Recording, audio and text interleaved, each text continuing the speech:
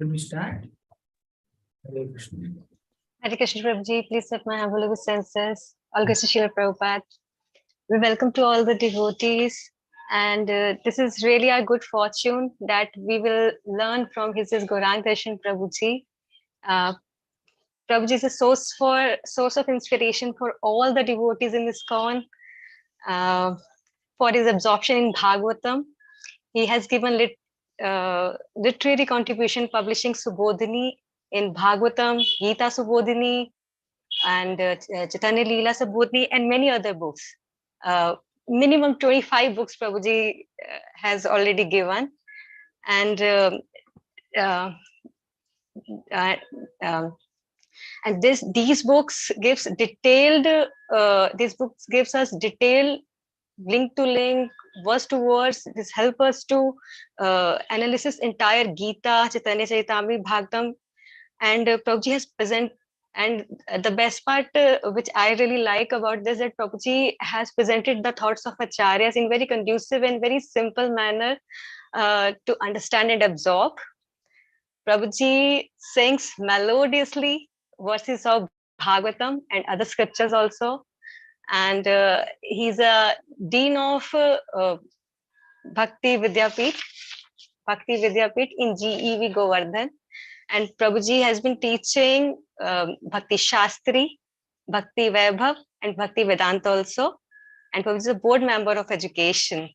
So we are really fortunate to have Prabhuji's divine association, and we are very thankful to Prabhuji. Welcome, welcome, Prabhuji. Thank you so much. I offer my obeisances to all the devotees. And I thank the coordinators, organizers of this program, who very lovingly invited me. Although I was unable to reciprocate with their loving invitation sufficiently, but still, with so much of affection, they were pushing Rasala Prabhu and Mataji and everyone. So I'll try to serve the next 4 days. This week 2 days and next week 2 days, right? So we will do it. 14, 15, 16, 17, 18, 19. 6 chapters. Okay. Thank you very much. We'll start. Om Namo Bhagavate Vasudevaya. Om Namo Bhagavate Vasudevaya. Om Namo Bhagavate Vasudevaya. Om Ajnanatimirandhasya Gnananjana Shalakaya Chakshurunmilitam Yena Tasmai Shri Gurave Namaha. Namo Om Vishnupadaya Krishna Presthaya Bhutale Shrimate Bhaktivedanta Swamin iti namini. Namaste Saraswati Devi Gauravani Pracharini Nirvisesha Sunyavadi Paschatya Deshatarini. Jai Shri Krishna Chaitanya Prabhu Nityananda Shri Advaita Gadadhar Shri Vasadi Gaura Bhakta Vrinda. Hare Krishna, Krishna Krishna, Hare Hare, Hare Rama, Rama Rama, Hare Hare. Hare Krishna. Now we'll begin the 14th chapter. We will be following a simple method in these 4 sessions. We have 4 to 8 hours. And we'll be covering about 6 chapters in 8 hours. And some chapters are very small, and some chapters are long in terms of number of shlokas. Some chapters are very deep in terms of its philosophical depth and practical utility. And some chapters and some shlokas are very simple storyline. Okay. So I'll be covering the chapters in this way. We will recite some selected shlokas and not every single shloka. Generally, I recite every single shloka, but we'll recite only selected shlokas considering the time that we have. Most crucial philosophical shlokas and very sweet shlokas about Krishna's qualities, etc. And we will discuss some selected purports of Prabhupada, where Prabhupada is giving very deep lessons and making golden statements. Okay. And some things that are easy to understand, pre-digested material, okay, not very philosophical and all. So we'll move fast. Okay. So teacher need not speak everything, by the way. Okay. So, and of course, many senior devotees I can see here who are much older than me, more experienced and more senior to me also. I am sure I'm just playing the role of a speaker here because that's a service given to me to speak on the 6 chapters. But I'm sure many of you must be knowing more. So what we will be doing is we'll take some selected shlokas. We'll cover every single shloka, but not necessarily reciting the shloka, but the essence of it we'll cover. So we'll touch every single shloka, but some selected purports we will do. Okay. So with this brief introduction, I'll just begin. And I can show some slides. Yeah. The 14th chapter is entitled Disappearance of Lord Krishna. Why this chapter is titled Disappearance of Lord Krishna? Actually, in Srimad Bhagavatam, this disappearance comes in the 11th canto, 30th and 31st chapters, Krishna's disappearance is described. Now, first canto, 14th chapter is titled Disappearance of Krishna. Actually, the pastime of Krishna's departing from this world is not mentioned in this chapter. But the effects of Krishna's disappearance is very elaborately described in this chapter. Okay. So what impact did the disappearance of Krishna have on the hearts of his devotees and on this planet? So that's the subject matter of this chapter. In the 13th chapter, we have seen the departure, not the departure, you can say Dhritarashtra quitting home. Why that chapter was there in the first canto? Okay, let me give a brief outline of what we have already discussed or what has already happened in the first canto so far. In the first chapter, the sages of Naimisharanya asked 6 questions. And in the next 2 chapters, Sutta Goswami gave answers to those 6 questions. In the 4th chapter, the sages of Naimisharanya, headed by Shaunaka Rishi, asked 3 more questions, 3 sets of questions. One question about the history of Bhagavatam. How did Vyasadeva compile Bhagavatam? Second question about Parikshit Maharaj's birth, activities, renunciation, and death. Third question about Sukadeva Goswami's meeting with Parikshit Maharaj. 3 questions. One about Vyasadeva, one about Parikshit, third about Sukadeva Goswami.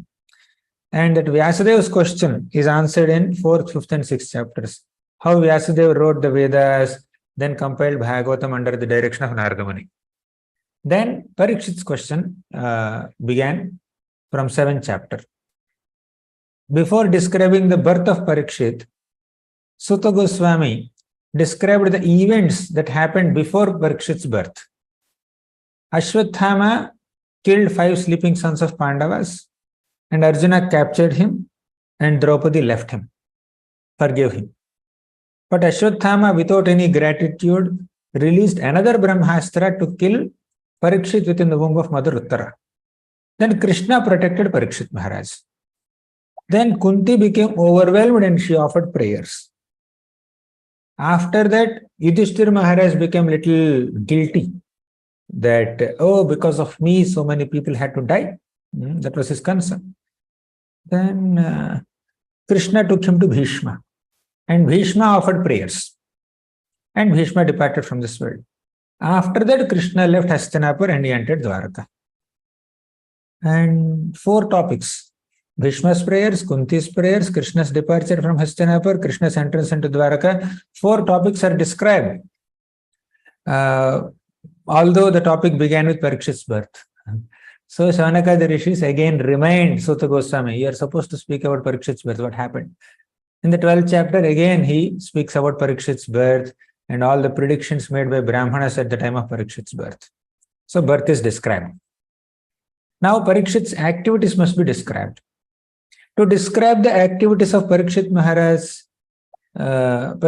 as a king, as an emperor, first, the events leading to the enthroning of Parikshit Maharaj as the king are described. What were the events? Dhritarashtra quits home. Then Pandavas came to know that Krishna disappeared from this planet. Then Pandavas also retired after enthroning Parikshit as the king. Okay, so that's how we understand that this 13th chapter where Dhritarashtra quits home has found its place in the first canto as a part of the events that led to the coronation of Parikshit Maharaj. So after Dhritarashtra quit home, Yudhishthira Maharaj started lamenting. Then we have this Narada Muni came and consoled Yudhishthira Maharaj. Don't worry, Dhritarashtra just left home and he will give up his body in a yogic way. You don't have to worry about it. You focus on your service. You should be around as long as the Supreme Lord Krishna is on this planet. And he left. Narada Muni also did not reveal that Krishna already departed. So after Narada Muni left, one day Yudhishthira Maharaj was sitting along with his brother Bhima in his palace. So he was thinking, Arjuna went to Dwaraka to see Krishna and to understand what is his next program. But Arjuna did not come back. Even after 7 months passed, Arjuna did not come back. So Yudhishthira Maharaj was wondering in the first two shlokas. In the first two shlokas, Yudhishthira Maharaj was sharing with Bhima. Actually, Sota Goswami is speaking that Arjuna went to Dwaraka, he did not come back for a long time. Then Yudhishthira Maharaj started speaking. He was saying that a few months passed and Arjuna did not return. Then Yudhishthira Maharaj started seeing some unauspicious omens. Dadarsha ghora rupani nimittani kurudvaha. He saw some very, very fierce incidents that are happening. So then he started explaining, speaking all those shlokas. I hope all of you have the book Bhagavatam with you. I'll just recite a few shlokas. I'm not sharing screen. I'll share screen only to show the summary slides. But we'll recite the shlokas from the book, 14th chapter. Let's go to the third shloka.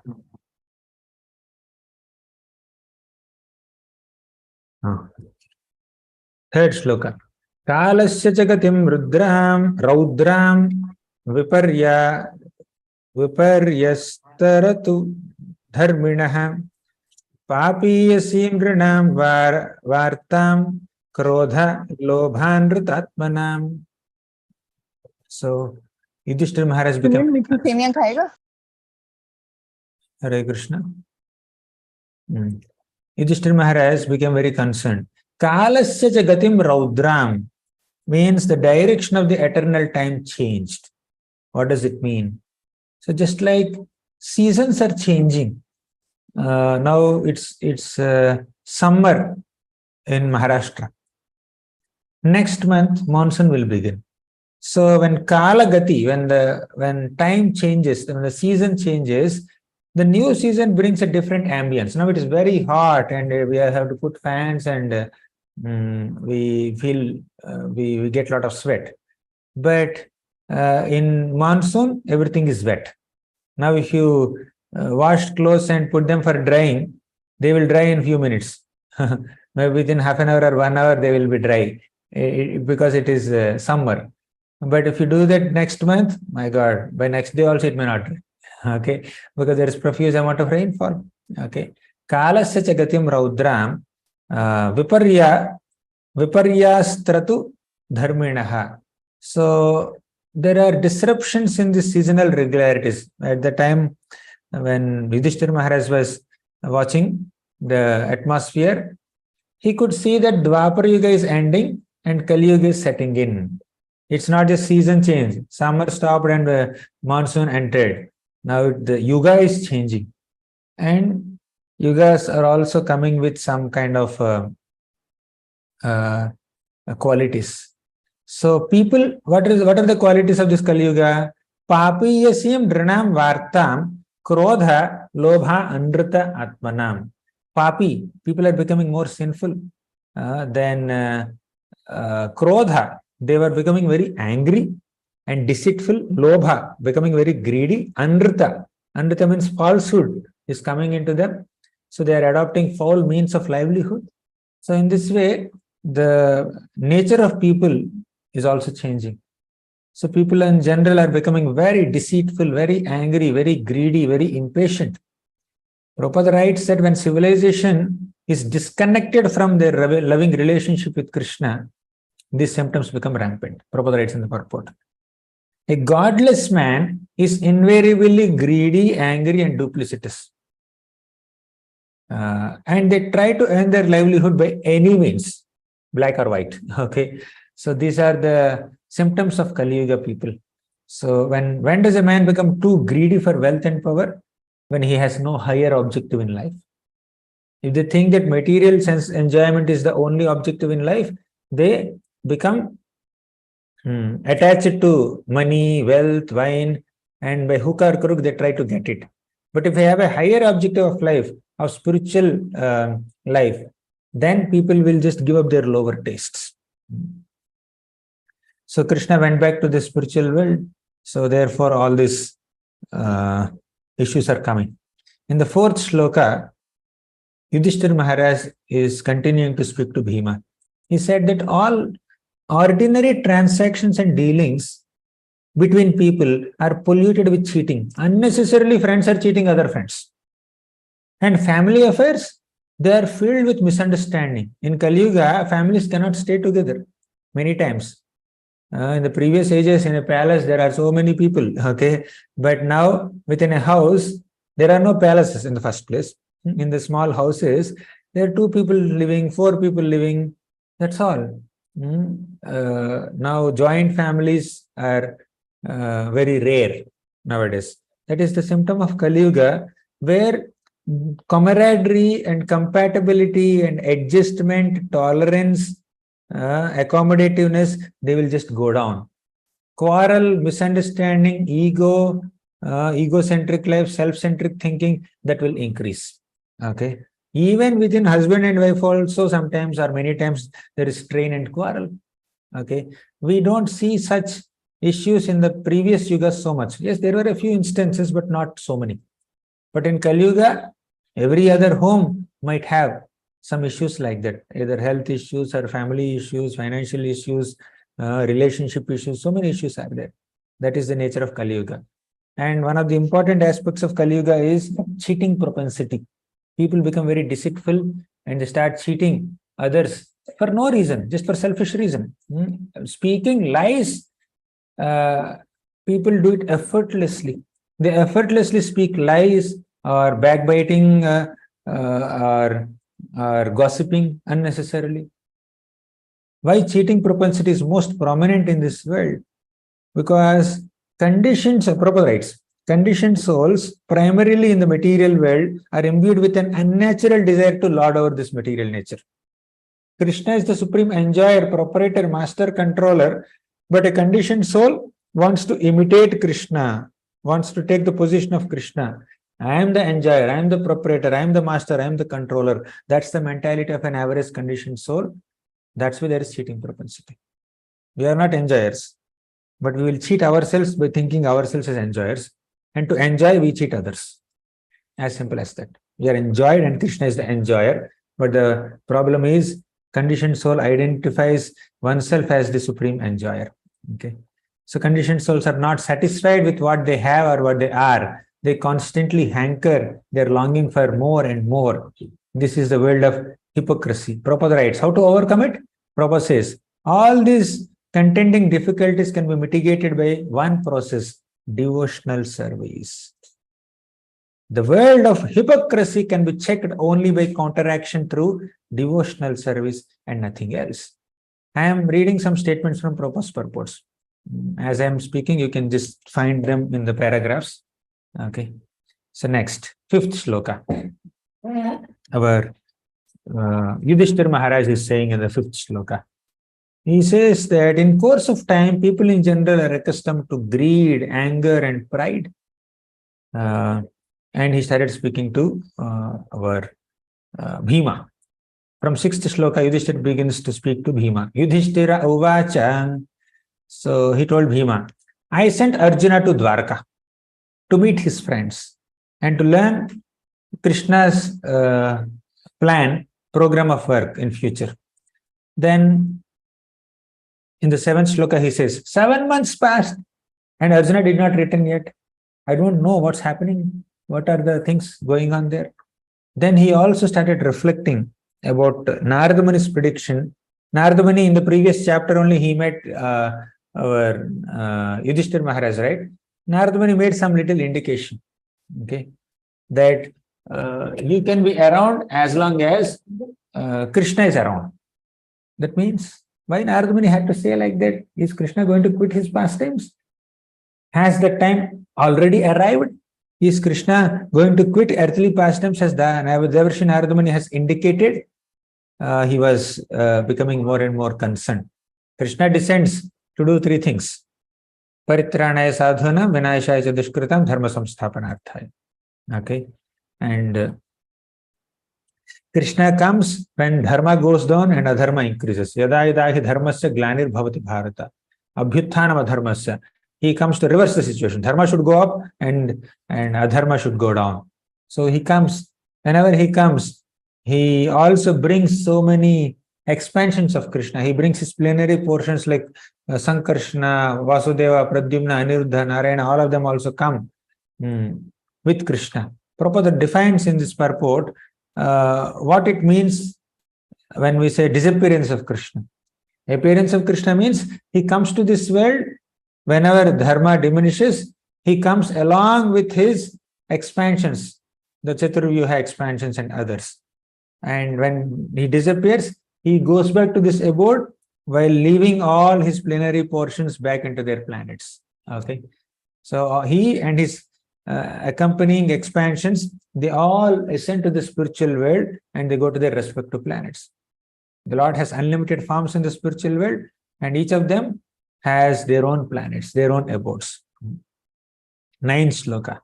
Yasmanah sampado rajyam daraha pranaha kulam prajaha asan sapatna vijayo lokasya yadanugrahat. Very beautiful shloka. So in this shloka, our Yudhishthira Maharaj is saying that whatever we have is only by Krishna's grace. Yasmannaha sampado rajyam. Whatever sampada, wealth we have, rajyam, kingdom we have, daraha, wives, prana, life, kulam, our good dynasty, praja, citizens, asan sapatna vijayo, even the vijaya, the victory that we have over our enemy kings, opponents, lokascha means even the future planets that we're going to receive is all because of Krishna's anugraha, yadanugrahat. Very important point. Even in the next chapter also, initial shlokas, we will find this theme. Well, let's focus more on particular themes. Okay, whatever prosperity a devotee has is only by Krishna's grace. Because Krishna said in Bhagavad Gita, he said that Ananyas Chintayanto Mam Ye Jana Paryupasate Tesham Nityabhiyuktanam Yogakshemam Vahamyaham. Ananyas Chintayanto Mam, one who constantly thinks about Krishna without any deviation in the mind, one who renders service to Krishna, does a bhajan of Krishna, Krishna takes the responsibility of the maintenance of such a devotee. He says, Yogakshemam Vahamyaham. I take the burden of the responsibility of my devotee's maintenance. Okay.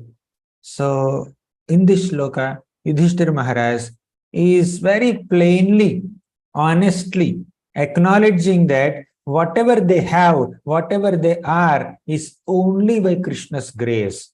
Yasmannaha sampado rajyan daraha pranaha kulam prajaha asan sapatna vijayo lokaschayat anugrahat. Without Krishna's anugraha, we can't get anything.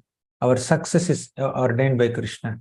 When the Lord's benediction, without Lord's benediction, no one can be successful, simply by personal labor. Okay, you see in Damodar Leela, Sukadeva Goswami speaks a beautiful shloka. He says, Drishtva parishramam Krishna kripayasit svabandhani. By seeing the parishrama of Mother Yashoda, Krishna showed some kripa and he agreed to be bound by Mother Yashoda's robe.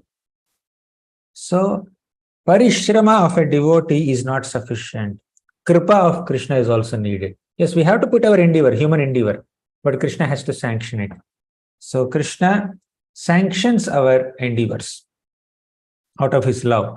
Without his sanction, we cannot attain any success. Even the Dwarkavasis also say, Bhavaya nastvam bhava vishwa bhavana tvameva mathata suhrutpati pita tvam sadgururnaha paramam cha daivatam yasya anuvritya kritino babhuvima.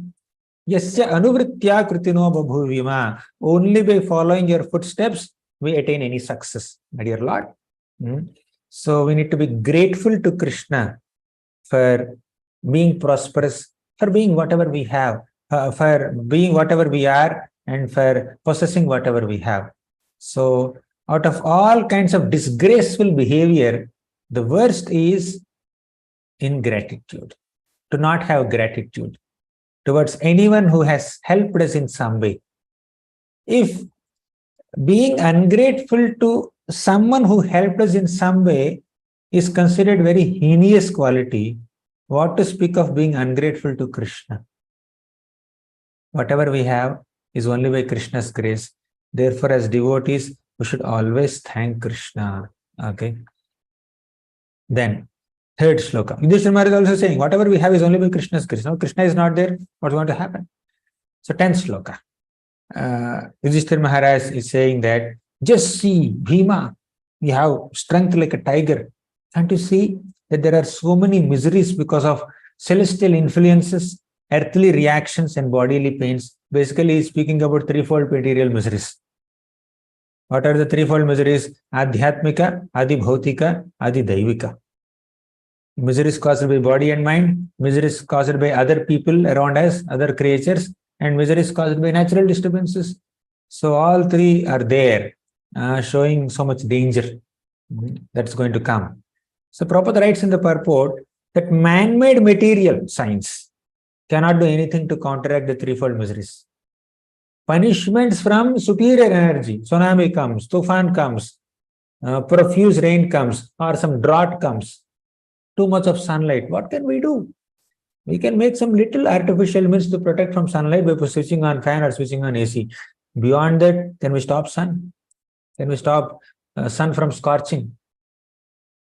Even if we can do that, like Hiranyakashipu did it. Hiranyakashipu performed tapasya, got so many boons from Brahma that made him almost immortal. Then Hiranyakashipu would just raise his eyebrows, looking at the sun. Sun has to adjust its temperature in such a way that Hiranyakashipu's body becomes comfortable. Okay. Even such a Hiranyakashipu who could manage to control the universe and the universal administrators like Indra, Chandra, Varuna, Vayu, Surya, Yama, still he was always dissatisfied. And one day he was killed by Lord Narasimhadev. Okay. So however powerful we may be, however influential we may be, we cannot avoid threefold material miseries. And even if you can avoid threefold miseries for a while, that does not mean you can live like that forever. By the arrangement of the Lord, we will have to give up all our power, position, lifespan, etc. Okay. What is the relief from threefold material miseries? Prabhupada writes in the purport, our constant touch with devotional service, our constant touch with Krishna through devotional service. That will give us relief without our being disturbed in the discharge of our human duties. Okay. So, in the 11th shloka, Yudhishthira Maharaj is experiencing some bodily symptoms, some undesirable happenings. He said that, Bhima, the left side of my body is quivering again and again. My eyes are quivering, my arms are quivering, my thighs are quivering, my left side of my body is quivering. For a man, if the left side of the body is quivering, it indicates some inauspiciousness. My heart is experiencing some palpitations due to fear. All these are indicating some undesirable happenings. I don't know what to do. Yudhishthira is a bit confused now. Okay. So Prabhupada writes that these undesirable happenings, right? The last line, Dasyanti Viparyayam. These undesirable happenings are like forest fire. No one goes into the forest and sets fire. Okay. So, and no one can stop fire also in the forest. So no one sets fire because of wind. There is friction between bamboos in the forest, and that friction creates some fire in that bamboo bushes, and that fire spreads everywhere in the forest. So no one caused that fire, and no one can stop that fire also. When entire forest is burning, what will happen? And the forest will just burn to ashes, and no one can protect it. You may bring big water tanks, it doesn't work. Only when it rains, the fire will subside. Similarly, there is forest fire of undesirable happenings in this material world that cannot be stopped by human efforts. Only by the mercy of Krishna that will be stopped. Mercy of Krishna is compared to clouds in this analogy. And that mercy of Krishna comes through mercy of Guru. That's why we begin our day saying, Samsara dava nalalidha loka tranaya karunya dhanaghanatto. So, our Guru's mercy is like clouds that pour rain, that destroy the davanala, the forest fire of material existence. From 12th shloka till 20th shloka, Yudhishthira Maharaj lists a big list of bad omens. Okay. He says, just see Bhima, she-jackal cries at the rising sun and vomits fire. There are some pictures also. You can see the picture. Yudhishthira Maharaj is describing. Here, jackal, she-jackal is emitting fire. Cows are crying. And there are so many other such natural calamities around. Very fierce picture. Yudhishthira is speaking to Bhima here. So what about birds? Are they happy? Let me speak more on that. Just see Bhima, how she-jackals are crying at the rising sun and vomiting fire. And the dogs are barking at me fearlessly. And in the next shloka, he says, 13th shloka, useful, auspicious animals like cows are passing urine on my left side. And they're circling me counterclockwise. Then some inauspicious animals like asses, they're circumambulating me clockwise. Horses are appearing to be weeping, looking at me. So these are all symptoms of some great inauspicious atmosphere in this universe. Pigeon appearing like messenger of death. 14th shloka, he spoke about birds. Okay. 12th and 13th shlokas, he was speaking about animals. 14th shloka, he is speaking about birds. These owls are shrieking and crows make my heart tremble, like that.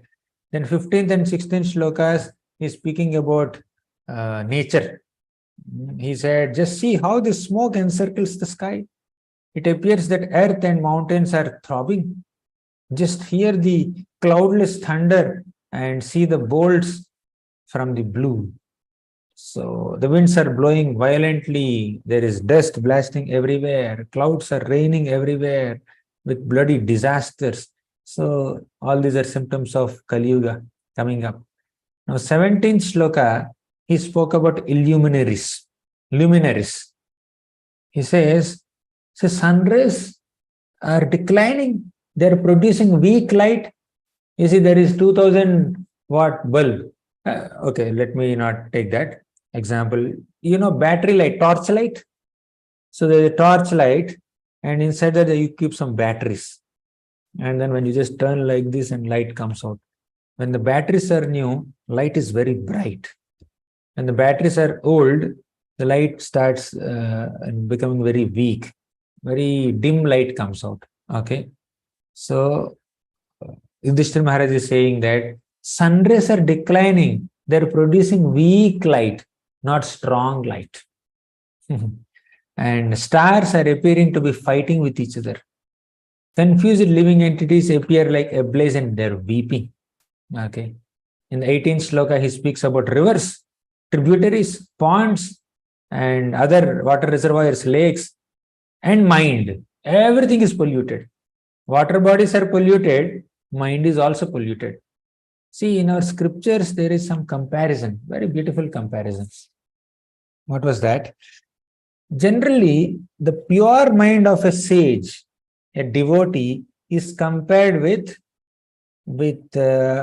some, with transparent lake, a lake that has clear, crystal clear, transparent waters. That's compared with the mind of a sage. Okay, so a sage's mind is described like this. His mind is as clear as the waters of a transparent lake. Okay, so now mind is polluted, water bodies are also polluted. Okay, butter no longer ignites fire, means sacrifices are stopping. What is this extraordinary time? What's going to happen? Then in the 19th shloka, he speaks about Govamsha, cows and calves and bulls. So all of them are crying tears, and the bulls are not taking pleasure in pasturing grounds again. Generally, bulls are supposed to be very enthusiastic in eating grass, but they are not anymore. Calves are not taking milk from their mothers. Now cows are also not giving milk, sufficient milk. We have seen in the 10th chapter of Bhagavatam, first canto, in Yudhishthira Maharaj's kingdom, cows are so happy that they give profuse amounts of milk without any injection. Okay, they give profuse amounts of milk, and because that milk is just falling from their milk bags, even the earth becomes very muddy. Okay, mix it with the milk, not mix it with some water. Okay, so but now cows are not giving milk anymore. They're standing, crying with their tears in their eyes. The bulls are not happy. And the 20th shloka, he speaks about temples. The deities in the temples, they don't seem very resplendent. They seem to be lamenting. They're perspiring. Looks like the deities are about to leave the temples. So unfortunate. All the cities and villages and towns and gardens and mines and hermitages, all of them are now devoid of any beauty, bereft of any happiness. Now, 21st shloka, he makes some kind of conclusion. In 20 shlokas, there's a description of several omens, several dangerous omens on this earth that Yudhishthira Maharaj has observed and shared with Bhima. Now, he is going to conclude. What is the conclusion? Let's recite the shloka. Manya etair mahotpateir nunam bhagavatah padaihi ananya purushastrebher hina bhur hata saubhaga. Manya etair mahotpateir. I consider that all these mahotpatas, utpata means a danger, mahotpata means very fierce danger. Nunam bhagavatah padaihi. Maybe all these disturbances indicate great loss of some good fortune to this world. Why the world is fortunate so far? Because the earth is adorned with Bhagavatah Padaihi. This earth is decorated with the beautiful, auspicious footprints of Krishna. Nunam Bhagavatah Padaihi. Ananya Purushastrebher Hina Bhur Hatasau Bhaga. The world was so fortunate to have been marked with the footprints of Krishna, but these signs are no more there. Hatasau Bhaga means the fortune is lost. So the conclusion is that earth cannot be devoid of such good fortune when Krishna is present on this planet. Okay, when Krishna is present on this planet, he is just walking. We are going to discuss the conversation between Mother Earth and Dharma very soon in the next to next chapter. Maybe day after tomorrow we'll discuss all that. Okay, so Krishna's lotus feet are always marked with some beautiful auspicious signs. Sanchintayed bhagavatascharanarvindam vajrankushadhvajasaroruhalanchanadyam uttunga raktavilasan jyotsnabhirahatamahad hridayandhakaram sanchintayed bhagavatascharanarvindam. The lotus feet of the Lord are marked with some signs like elephant goat, Ankusha, Dhwaja, flag, Saroruha, lotus, and other such symbols. So now earth is decorated with those symbols when Krishna was present. Now the symbols are not there. So as Yudhishthira Maharaj was lamenting in this way and sharing his lamentation with his brother Bhima, Arjuna arrives. In the 22nd shloka, we see that Arjuna just arrived there. He came back from Dwaraka. Then 23rd shloka describes Arjuna's dejection. As soon as Arjuna appeared there, he was looking so morose, so sad. Tampadayor nipatitam ayatha purvamaturam adha adhovandam abbindun srijantam nayanabjayoh. We see that Arjuna was so dejected. Arjuna fell at the feet of Yudhishthira Maharaj. Although Arjuna was so morose and lamenting because of the departure of his dear friend Krishna, Arjuna did not forget etiquette of offering obeisances to his elder brother Yudhishthira Maharaj. He came from Dwaraka after 7 months and he saw Yudhishthira Maharaj. He offered obeisances, but he was looking so sad. And then Yudhishthira Maharaj started questioning Arjuna.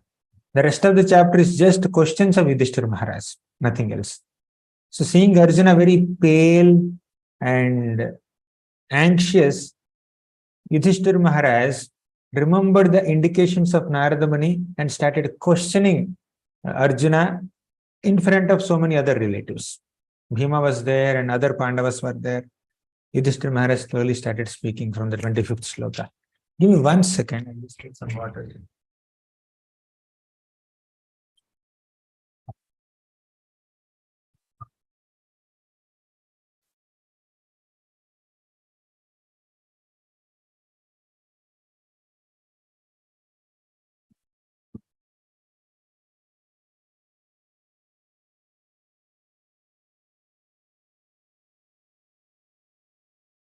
So Yudhishthira Maharaj started speaking. He said, "My dear brother, please tell me whether our friends and relatives such as Madhu, Bhoja, Dasharha, Arha, all of them are okay. Kachit anartha purayam naha swajanaha sukhamasate." Our swajanas, our dear friends, are they doing well? Are they happy?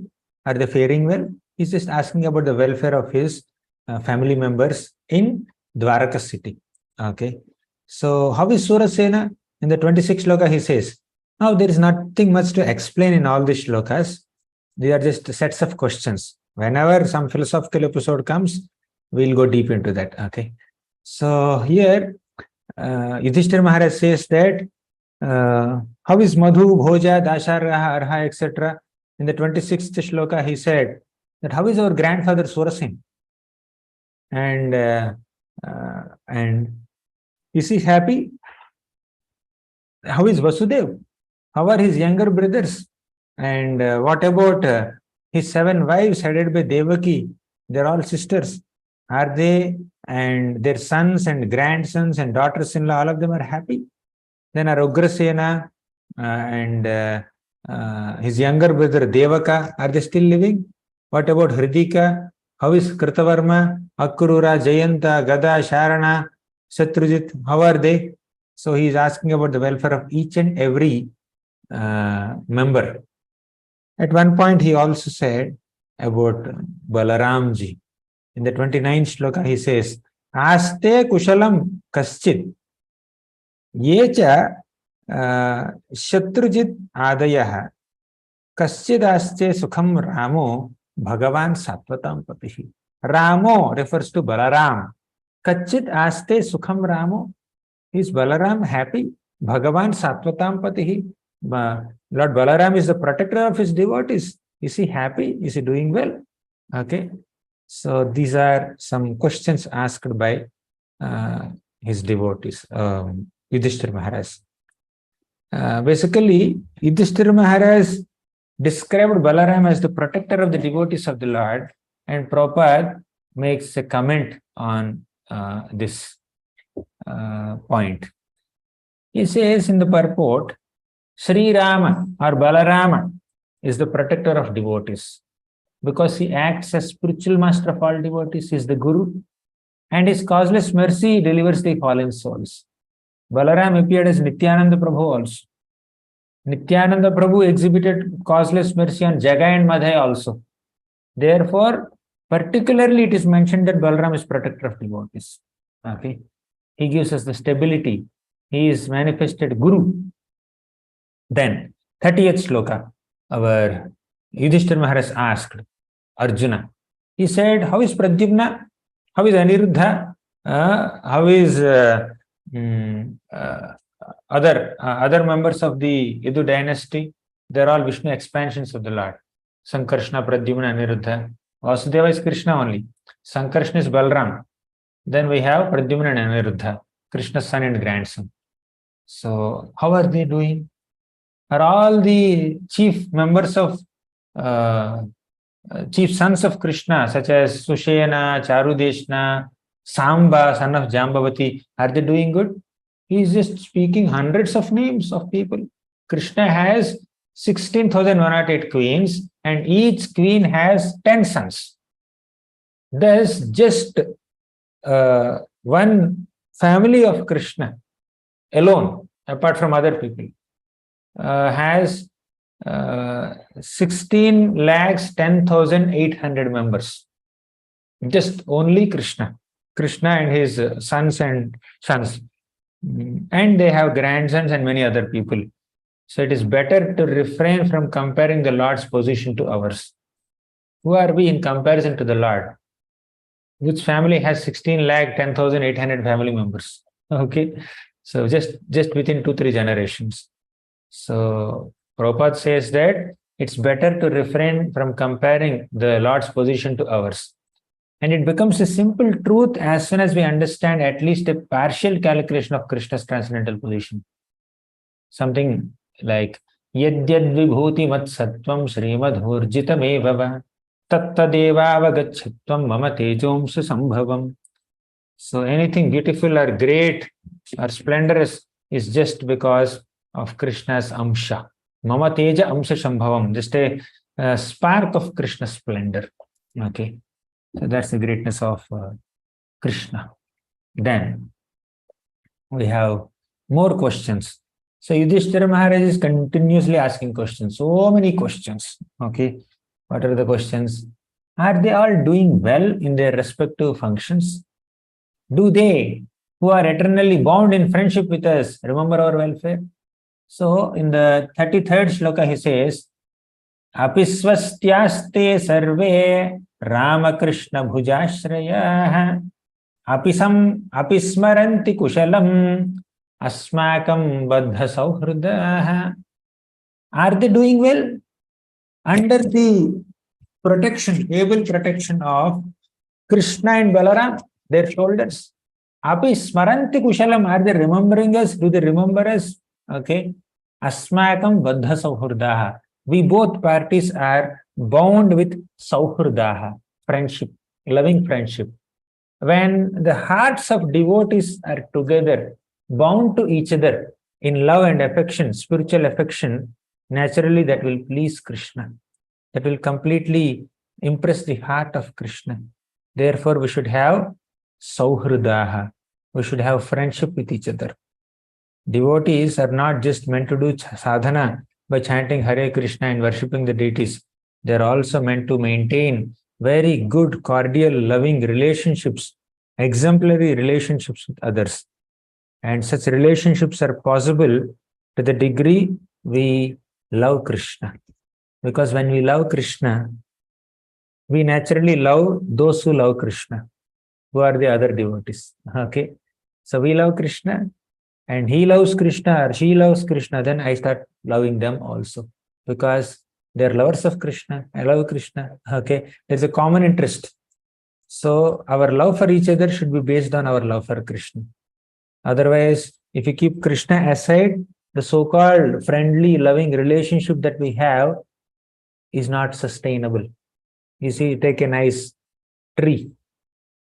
There are two leaves. One leaf on one branch, another leaf on another branch. Once they thought, hey, we are so far because this tree is separating us.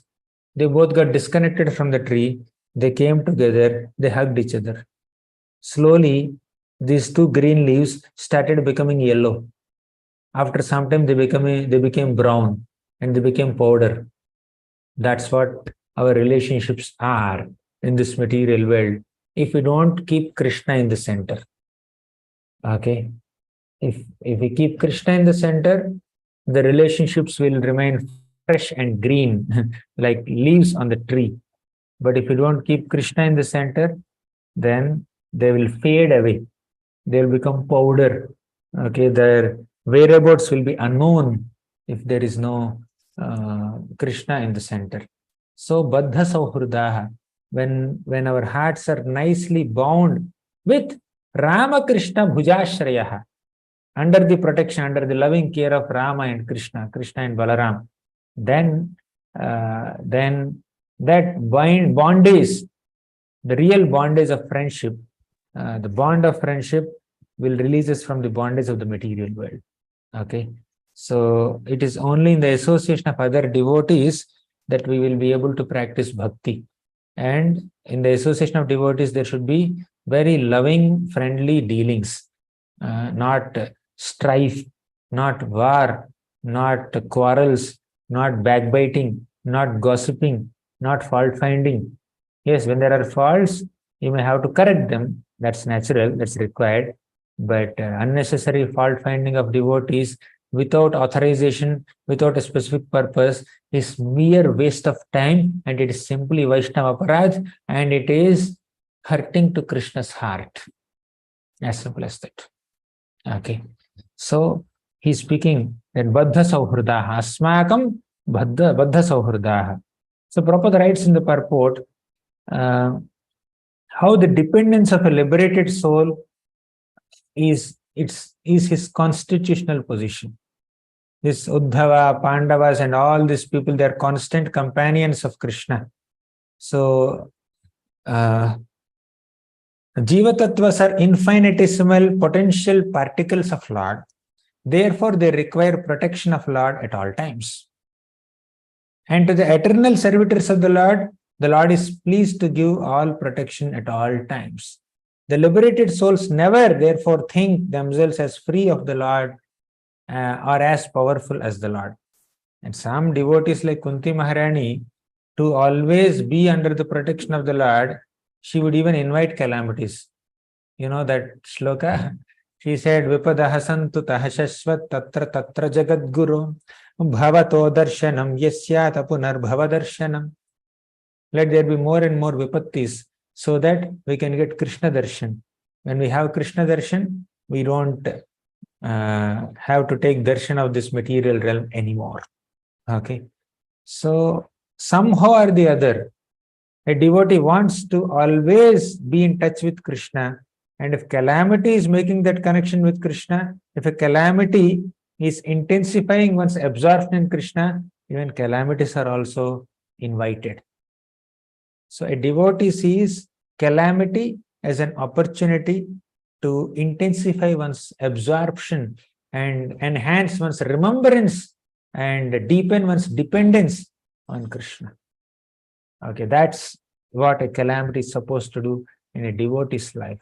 Okay, the dependence of the liberated soul is constitutional. For the liberated souls are like sparks of fire that are able to exhibit the glow of fire along with the fire and not independently. Sparks of fire, when they get disconnected from fire, they cannot glow. Okay, as long as they're close to fire, they're shining, they will give heat, they will give light. But if they gets disconnected from fire and they go away, they will be extinguished. No more heat, no more light. Okay. So 34th sloka. He directly spoke about Krishna. Bhagavanapi Govindo Brahmanyo Bhakta Vatsalaha Kachit Pure Sudharmayam Sukhamaste Suhridvrataha Bhagavanapi Govindo Brahmanyo Bhakta Vatsalaha.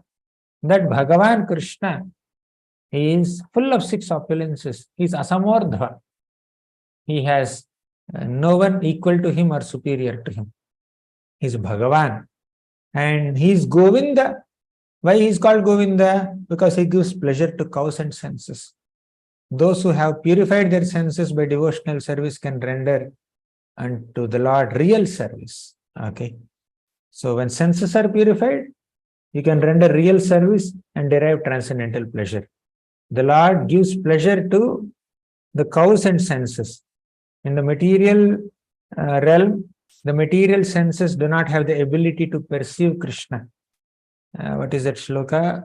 I think from Bhakti Rasamrita Sindhu or somewhere. Ataha Sri Krishna Namadi Nabhaved Grahyam Indriyaihi Sevon Mukhe Jihvadau Swayameva Sphuratyada. These dull material senses cannot access Krishna, cannot perceive Krishna. But if those very senses are engaged in Krishna's seva, naturally, Krishna will become eager to reveal himself. Okay. So That's why Govinda is the pleasure giver. Bhagavan api Govindo Brahmandyo. Why Krishna is called Brahmanya? Because he is protector of cows and Brahmanical culture. Prabhupada says that without cow protection, without Brahmanical culture, the human society is not under the direct protection of Krishna. They are like prisoners in jail. Now, prisoners in jails are not under the protection of the king, but under the protection of a severe agent of the king who is constantly punishing them. Okay. In one sense, jails are also under the jurisdiction of the king only. But king is not directly protecting them, but is appointing somebody to punish them. Similarly, conditioned souls are also under the control of the Lord.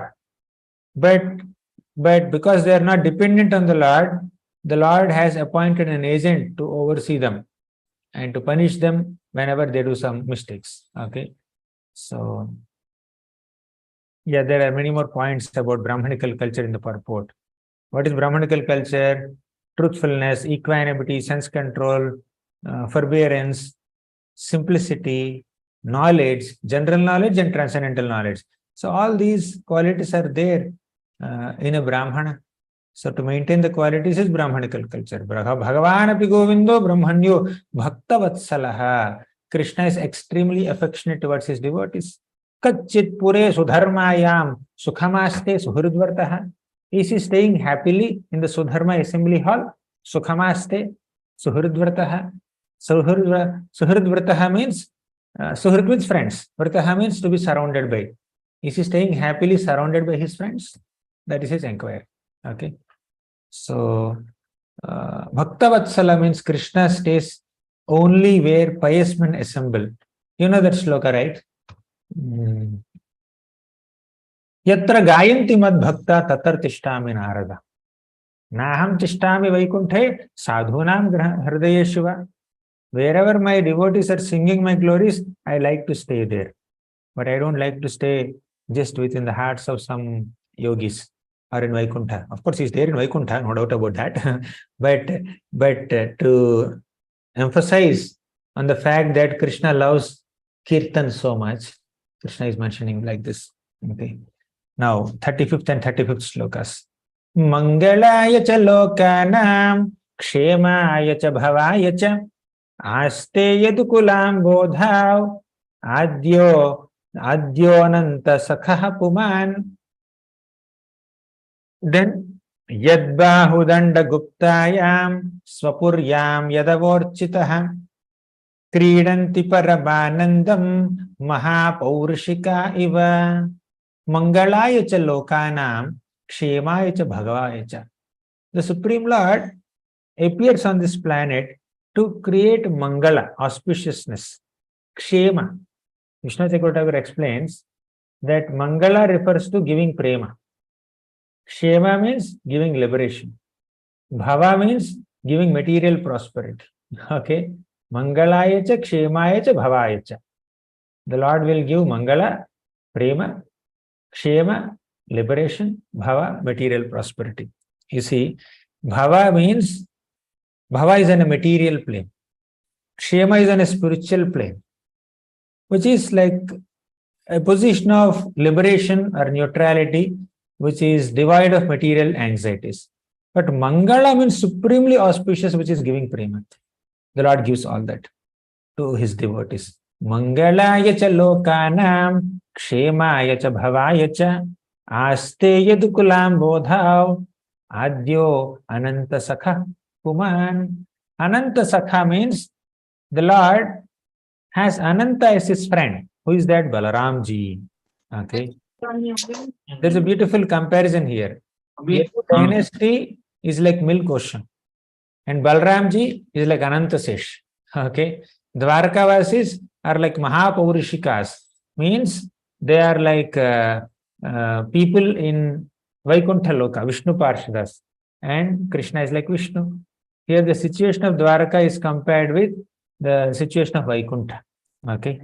So, Yadbahudanda Guptayam Swapuryam Yadavorchitaha.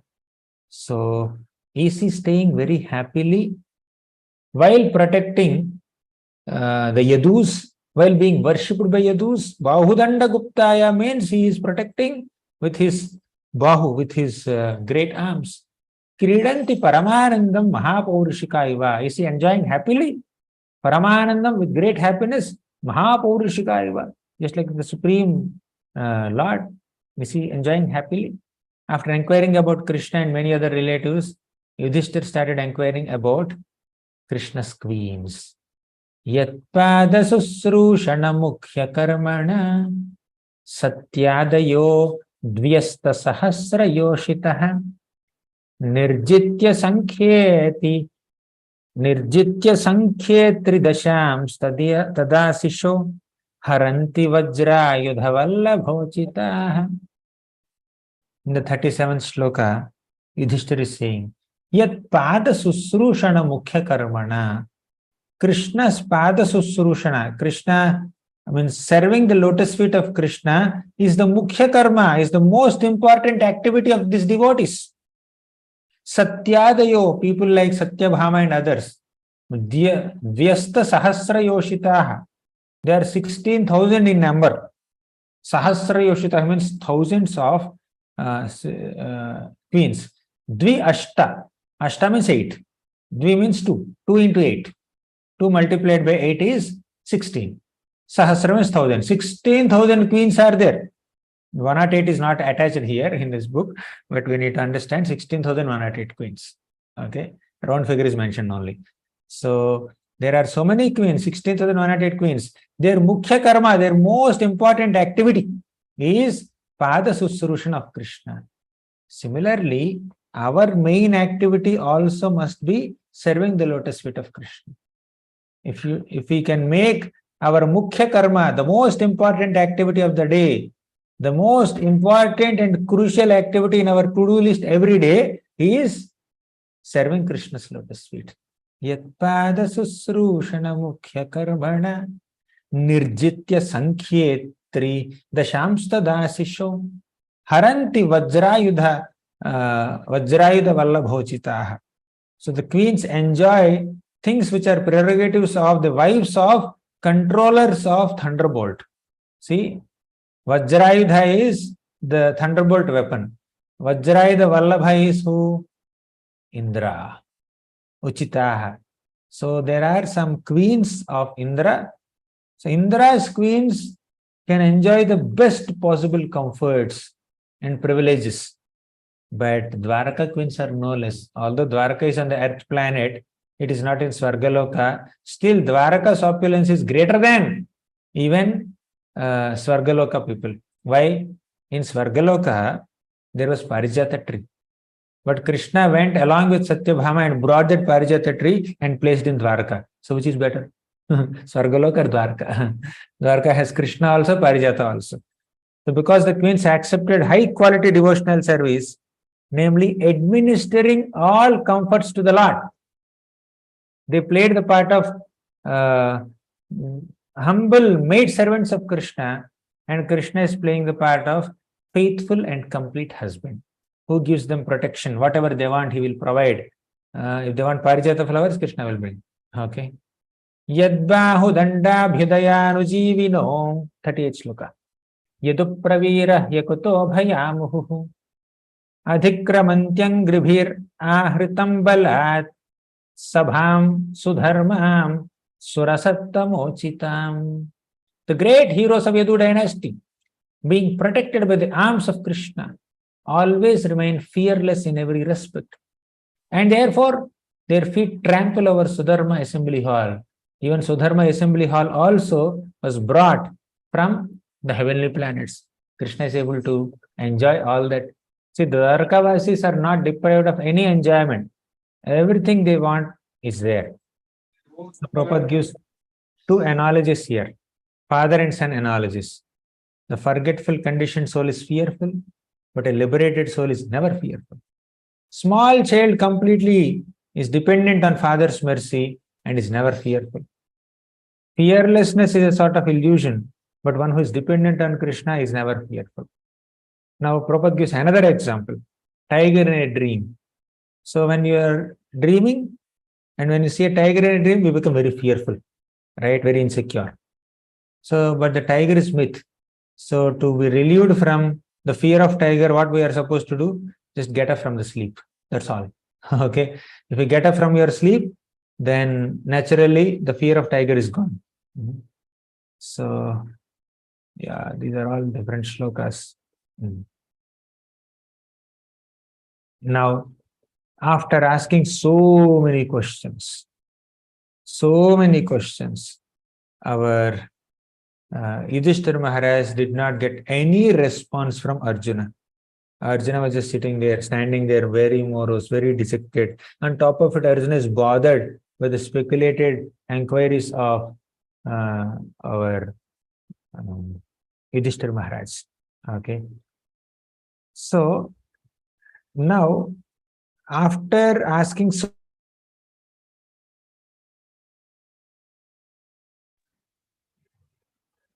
oh, okay. After asking so many questions about different relatives, Yudhishthira Maharaj thought of asking some personal questions to Arjuna. Okay. What are the personal questions? Let's see this summary and then discuss. Arjuna, is your health okay? Were you disrespected or neglected by somebody? Were you threatened by someone? Why are you looking so morose? Or as a Kshatriya, we are supposed to give charity. But did you fail to give charity to someone? Or could you not give shelter to people who deserve it? A Kshatriya is supposed to rule and protect. You could not protect some deserving people? Or did you contact women of some impeachable character? Or did you not properly treat a deserving woman? When a deserving woman comes to a Kshatriya for shelter, a Kshatriya is supposed to accommodate her. But did you not do that? Or were you defeated by someone who is inferior to you or equal to you? So generally, to be defeated in the hands of a superior warrior is not a big thing. If Arjuna is defeated by Bhishma, he wouldn't take it as a great insult.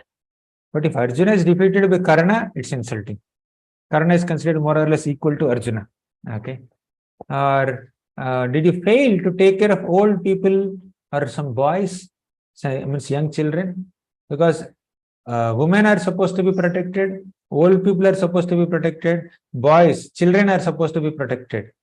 But did you fail to do so? Or did you commit some unpardonable mistake? When somebody commits a very heinous mistake, naturally, an honest person regrets for it. If there is no honesty in the heart, even if we commit mistakes, we don't regret. We repeatedly commit the same mistake. If there is no honesty, if there is no integrity. But honest people are those people who never commit mistakes consciously or intentionally, but incidentally, accidentally, circumstantially, unintentionally, some mistake may happen, and for that mistake, they repent. They become sad. The effects of all sinful activities are completely nullified in the fire of repentance, fire of honest repentance. Okay. Or is it now finally, even after asking these 10 questions, so Arjuna's Yudhishthira Maharaj asked 10 questions about Arjuna's welfare, but still Arjuna did not speak. Finally, Yudhishthira Maharaj asked in the last shloka a frank question. He said, Kachit, okay, I will not recite the shloka. Are you feeling empty because of you are losing your friend? Did Krishna depart from this world?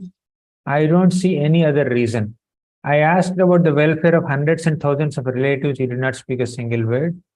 I asked questions about your personal welfare, identifying multiple possibilities.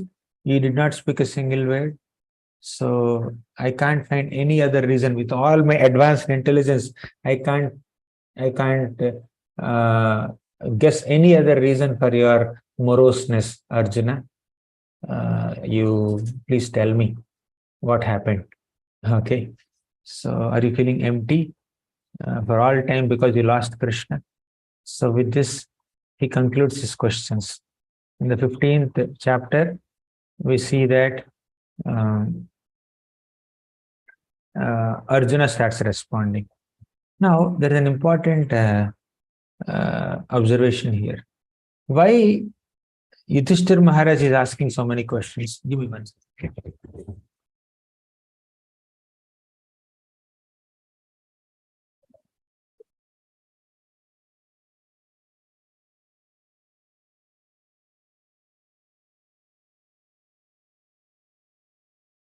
Why Yudhishthir Maharaj is asking so many questions? What is the necessity for him to ask so many questions? He could have asked the last question first, isn't it? Arjuna was so morose, and Yudhishthira Maharaj can easily understand that Arjuna's lamentation is only because of Krishna's departure. Because Arjuna is never seen so morose till now in his entire life. And Yudhishthira knows Arjuna very well since his birth. Okay. Yudhishthira Maharaj could have easily detected. He had enough clues also. When Vidura came, in the previous chapter, when Vidura came to meet Arjuna, Vidura came to meet Yudhishthira Maharaj, Yudhishthira asked so many questions. But Vidura answered all the questions except the welfare of Krishna and other Yadu members. Because Vidura consciously hid the news of Krishna's departure. So Yudhishthira could have got some doubt that is there in the back of his mind. Next, Yudhishthira Maharaj also met Narada Muni. Narada Muni said that Yudhishthira, you Pandavas can live on this planet as long as Krishna is around. Why is he saying that out of the blue? There is no, there is absolutely no discussion about Krishna at that moment. It is only Narada Muni came to Yudhishthira Maharaj only to console him and to give him some direction when he was overwhelmed because of the departure of Dhritarashtra and Gandhari and Vidura, right? So, but why Narada Muni said like that? That's indicating Krishna's departure. Vidura's silence, Narada Muni's indications, and third, he has seen so many dangerous, fearful omens, unusual patterns in his own kingdom in the first half of 14th chapter. That could have given him sufficient hints. Then fourth, Arjuna is so morose. Arjuna is extremely dejected. So, Vidura's indications, Narada Muni's indications, and the indications in the atmosphere in his kingdom, and now dejection of Arjuna. All these four are sufficient reasons for Yudhishthira Maharaj to believe that Krishna has disappeared from this planet. And he is an intelligent person. He is not an ordinary foolish person. Although Yudhishthira Maharaj's intelligence is able to detect that Krishna has departed from this world, his heart is unable to accept the fact. Okay. Emotions. When emotions take over, logic has no role to play. Intelligence has to keep quiet because emotions are taking over. Just let me know. Let me tell you. Say I have a new iPhone. It's not an iPhone, it's my phone. Okay, just imagine it's 1 lakh rupees. Okay. I have given it to my friends. The friend went on the terrace, 4th floor. Okay. And he was just using the phone. He was calling somebody. Okay. Then somehow that phone slipped from his hands from the 4th floor. And it was broken to pieces. Somebody saw it. And they came to me reporting that you have given your phone to your friend and the phone broke into pieces. You cannot use it anymore. So what should be my emotions at that time? Okay. Yeah, I may become angry with that person. I may become disappointed, morose, etc., etc. But I may still have some hope against hope. Oh, he dropped that. Because I have not personally seen the condition of the phone, I will keep on guessing. Oh, maybe he dropped from fourth floor and it fell only in third floor, not on the ground floor. Okay. Maybe even if it is broken, maybe screen is damaged, I can replace the screen, or the, what is this called, case. Case is damaged, I can replace the case. Maybe it's not so big damage. Just by spending 2-3 thousand or 5,000, I will be able to repair it. So I'll keep on guessing. Or I will say, hey, you're joking with me, right? I know he's very careful in holding the phone. You're joking with me, you're teasing me, you're pulling my legs, okay? Or maybe he has some work with me. So unless you tell me that my phone is broken, I will not get up and then immediately go. I will say, you just wait. So I will speculate in 100 different ways, just hoping that my phone is not damaged because I'm attached to the phone. Okay. So similarly, Yudhishthir Maharaj and all the Pandavas are extremely attached to Krishna. Darshana, Sparsha, Samlapa, Shayanasana, Bhojanaihi. Just like we have 6 loving exchanges with other devotees, Pandavas had 6 loving exchanges with Krishna directly. Darshana, they are seeing Krishna. Sparsha, they are touching Krishna. Samlapa, they are conversing with Krishna. Shayana, they are sleeping with Krishna. Asana, they are sitting with Krishna. Bhojanaihi, they are eating with Krishna. They are doing so many things, 6 loving exchanges with Krishna. When the bonding and attachment are so deep with Krishna, where is the possibility of me being comfortable to believe that Krishna has gone? Okay. Yeah, Krishna has gone. Fine. What a big deal. I cannot think like that if I have attachment to Krishna. Yudhishthira Maharaj's intelligence is able to detect, for all the 4 reasons that I just mentioned. His intelligence is able to detect that Krishna has disappeared from the planet, but his heart is unable to accept it. Till he gets a confirmation, directly authorized information from a bona fide source like Arjuna. Unless Arjuna personally opens his mouth and says that yes, Krishna disappeared from the planet, Yudhishthira Maharaj is not willing to believe it. Okay. So these are the emotions of Yudhishthira. We need to understand that unless we have love for Krishna, we cannot experience separation from Krishna. Love is not tested with the units like millimeters or kilometers or kilograms or something else. You cannot measure love with these kinds of parameters. Love is measured by the amount of separation you feel for the beloved. How much you love another person depends on how much you miss that person in the person's absence. The gopis of Vrindavan miss Krishna even in Krishna's presence. What to speak of Krishna's absence? Okay. So these people love Krishna so much. Because of their love, Yudhishthira Maharaj is asking so many questions, so many speculated inquiries.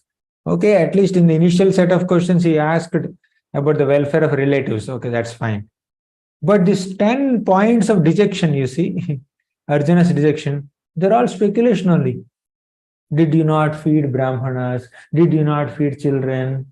Did you not, were you defeated by someone who is equal to you? So these are all speculated inquiries.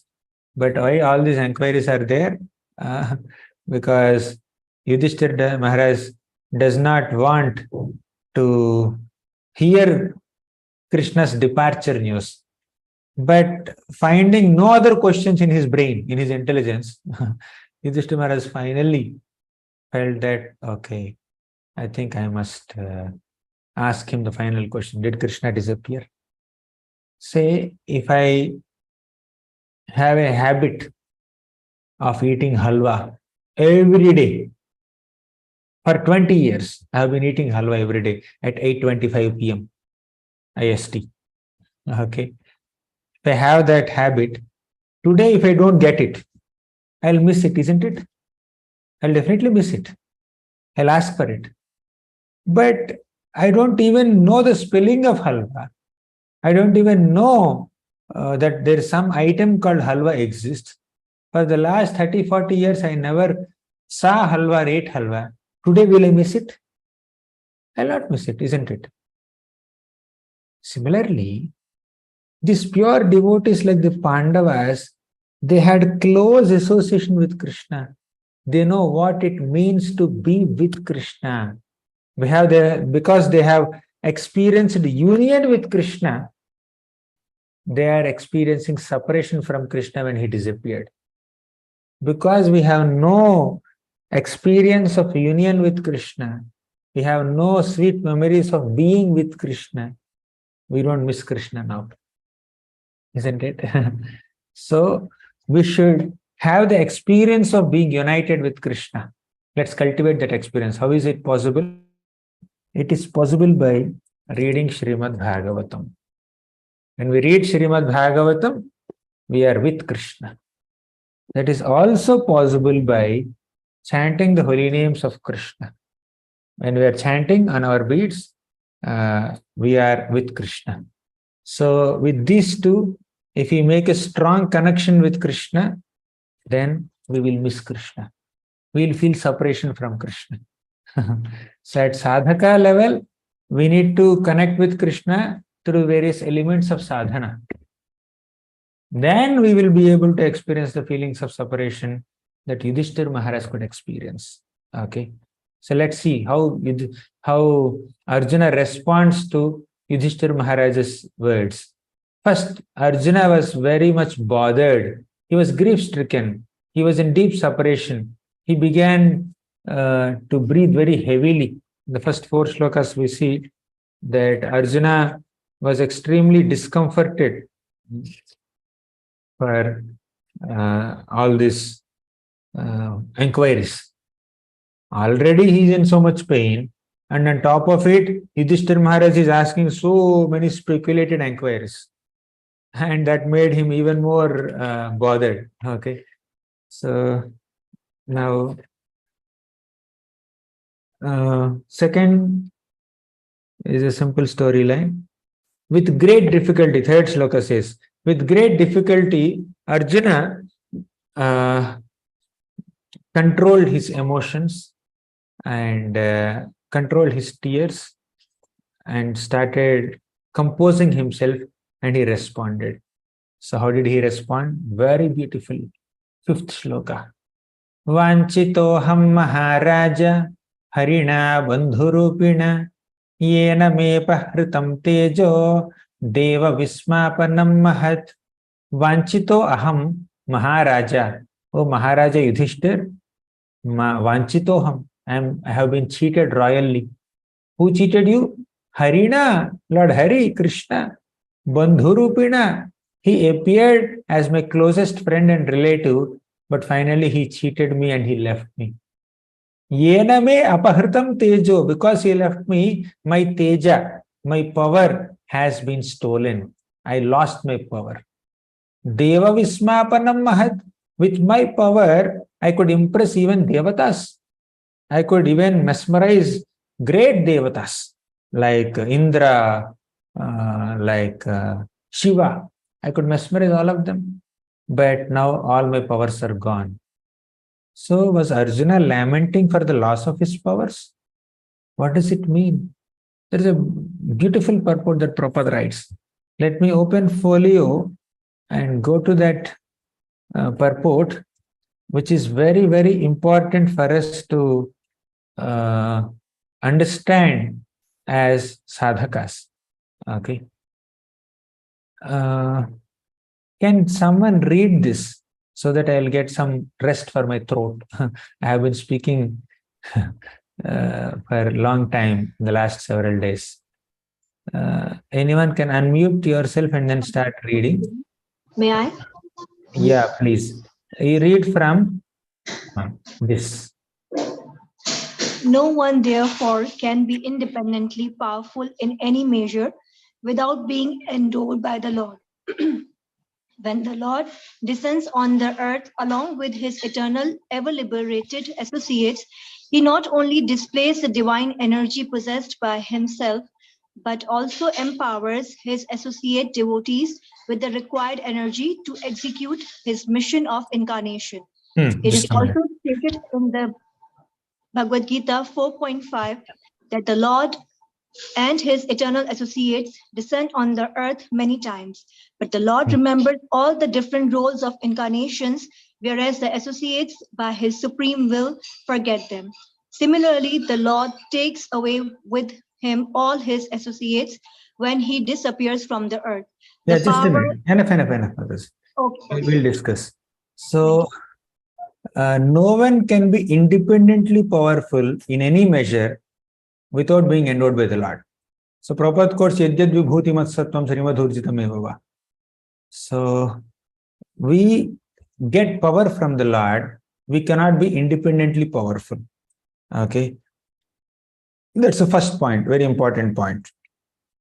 Then second point is the Lord empowers his devotees to execute his mission. And power and energy are bestowed upon Arjuna for the fulfillment of the Lord's mission.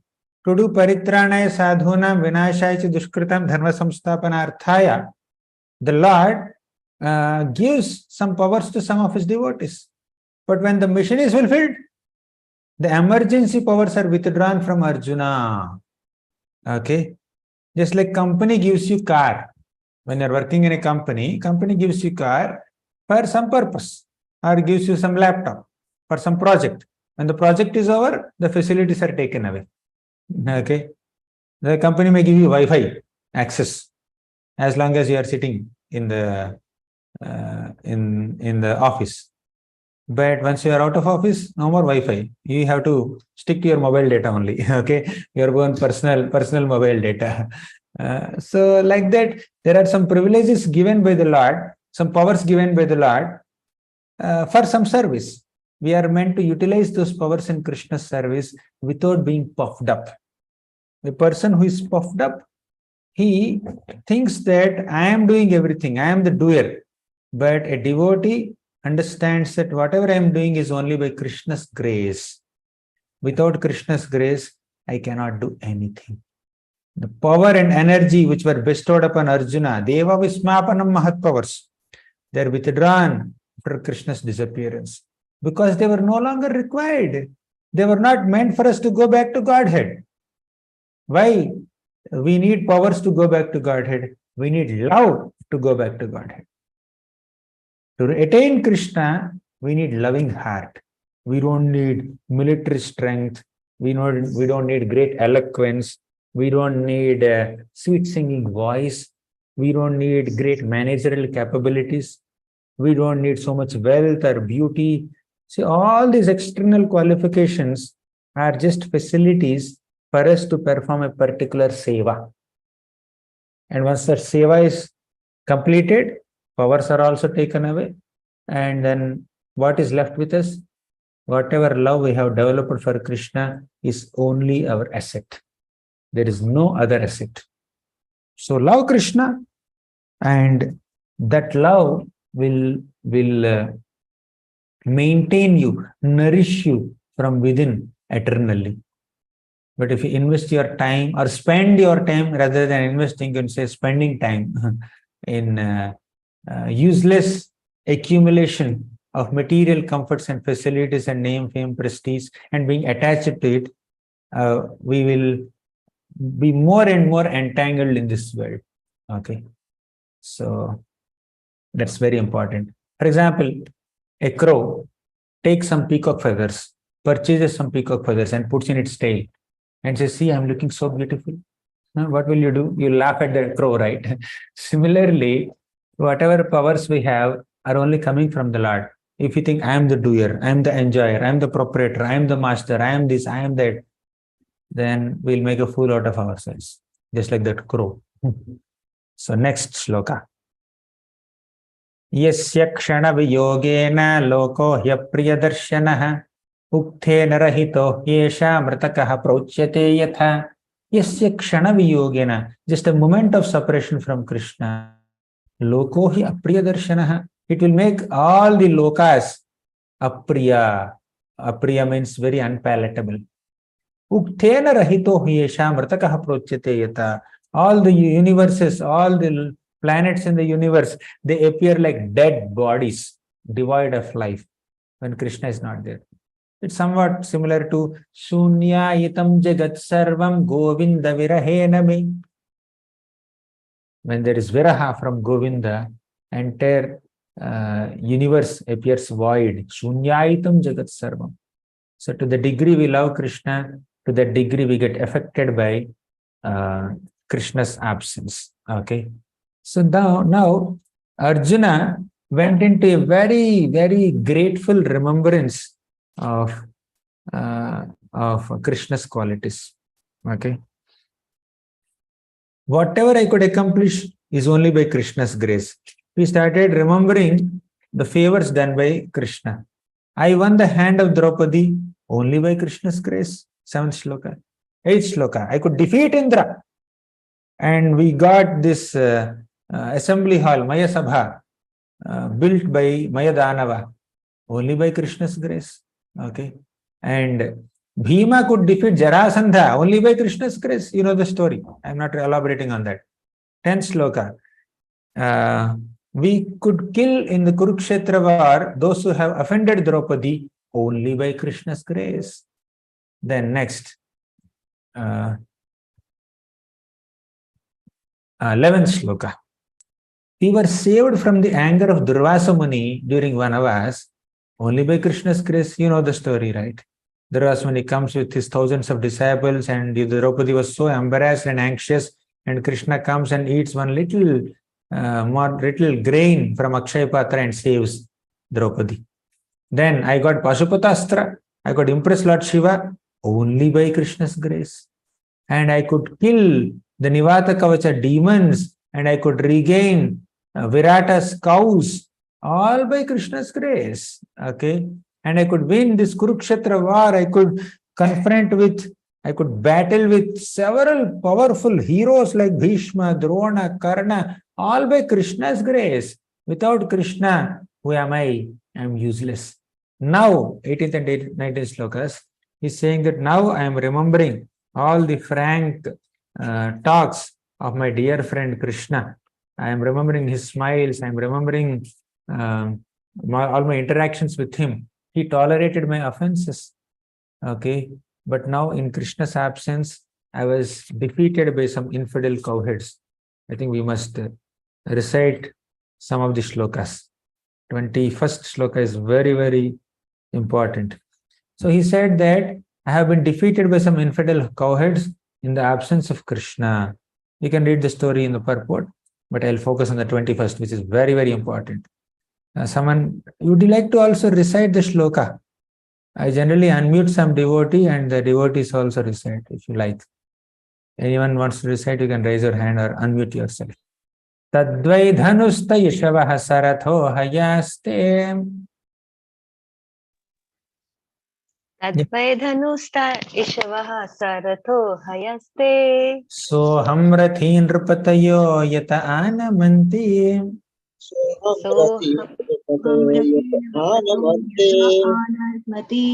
Mata is already reciting, Prabhu.